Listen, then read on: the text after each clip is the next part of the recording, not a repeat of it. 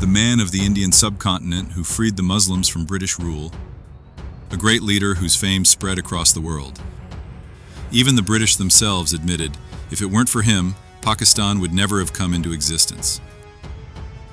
As Pakistan's first Governor-General, he accepted only 1 rupee as salary, despite being one of the most expensive lawyers of his time.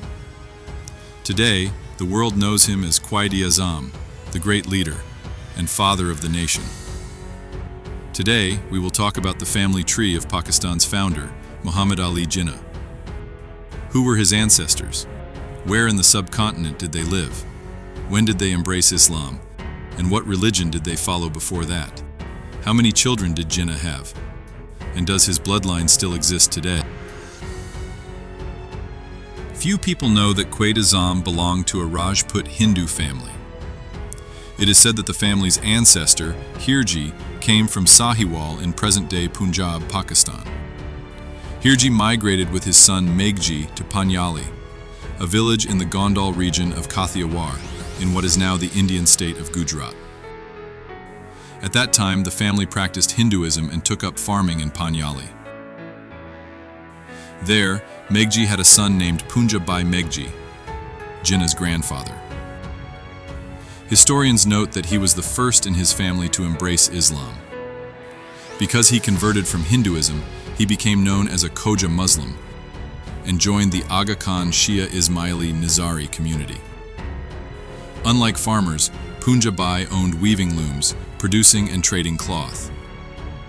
His business success made his family one of the most prosperous in Panjali. Poonja had 4 sons and 1 daughter: Veljibai, Nathubai, Jinnahbai, and another son whose name is not recorded in history, as well as a daughter named Manbai. Veljibai and Nathubai, Jinnah's uncles, lived their lives in Panjali, but their descendants moved to Bombay, where their families still live today. The most important of Poonja sons was Jinnahbhai Poonja, Ahmed Ali Jinnah's father. Born in Panjali in 1850, Jinnahbhai was more ambitious than his brothers. Unhappy with the limited opportunities in the small village, he moved to the town of Gondal, where he became a successful merchant. In 1874, he married Mithabai, a Khoja Muslim from the Nizari Ismaili sect. The next year, they moved to Karachi and settled in a 2-room flat at Wazir Mansion, which still stands today as a museum. Through his friendship with Frederick Croft, a British manager at the Graham Shipping Company, Jinnahbhai expanded his trade overseas and founded his own firm, Jinnah Poonja & Co. It was in Wazir Mansion, on 25 December 1876, that their first son was born, named Ahmed Ali Jinnah, who would one day be known as Quaid Azam.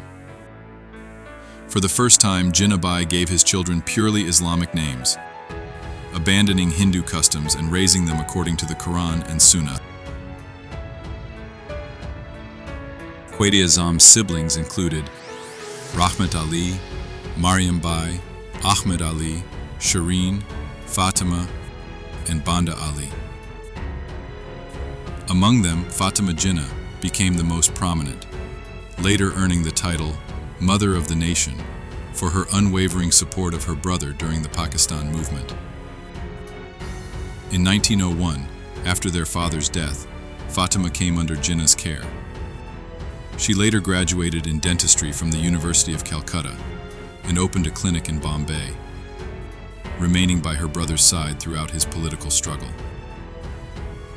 One of Jinnah's other sisters, Maryam Bai, was the grandmother of Liaquat Merchant, who served as Pakistan's Deputy Attorney General from 1985 to 1996. Historians note that the family spoke both English and Gujarati. Jinnah himself initially spoke only English fluently, later learning Urdu. He studied at Sindh Madrasatul Islam and Christian Mission School in Karachi, spent some time in Bombay with his aunt, and returned to Karachi to complete his matriculation. In 1892, at just 16 years old, Jinnah received a job offer in London from Frederick Croft. His mother agreed on the condition that he marry his cousin, Emibai Jinnah from Paniali. Sadly, shortly after Jinnah's arrival in London, both his wife and mother passed away. He left the Graham Shipping Company to study law at Lincoln's Inn, a choice he made because the entrance displayed the name of Prophet Muhammad among the world's greatest lawgivers. At only 19, Jinnah began practicing law and returned to Bombay a year later, the youngest Muslim barrister in the city. In 1918, at the age of 42, he married 18-year-old Rattanbai Petit from the influential Parsi Petit family. Upon converting to Islam, she was named Maryam Bai Jinnah, though she never used the name. Known as the Flower of Bombay for her beauty and elegance, Rattanbai was the daughter of Sir Dinshaw Petit, one of Bombay's wealthiest industrialists. However, their marriage faced strains, partly due to their age difference and Jinnah's growing political commitments as a leader of the All India Muslim League. In 1919, their daughter, Dina Jinnah-Wadia, was born. Soon after, the couple separated and Rattanbai moved to the Taj Hotel in Bombay. After her death, Fatima Jinnah raised Dina according to Islamic values. Jinnah's relationship with Dina soured when she chose to marry Jinnah-Wadia, a Parsi businessman, in 1938. Following her marriage, Jinnah severed ties. The couple later divorced in 1943, but Dina remained in Bombay after Pakistan's creation, visiting Karachi only in 1948 for her father's funeral. Jinnah had no sons, so his lineage continued through Dina's children with Jinnah-Wadia, son Jinnah-Wadia and daughter Jinnah-Wadia. Jinnah became a billionaire businessman in India and visited Pakistan in 2004 with his family, paying respects at the mausoleums of Jinnah and Fatima Jinnah.